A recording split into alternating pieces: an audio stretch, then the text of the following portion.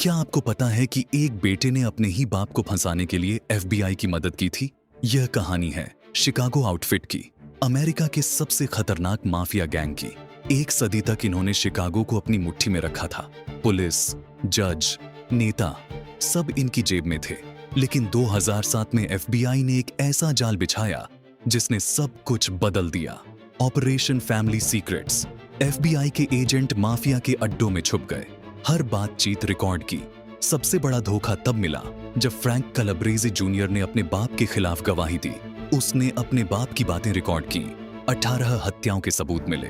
Casino film में दिखाए गए स्पिलोट्रो भाइयों की हत्या का भी राज खुला। अंत में 5 बड़े माफिया बॉस जेल गए।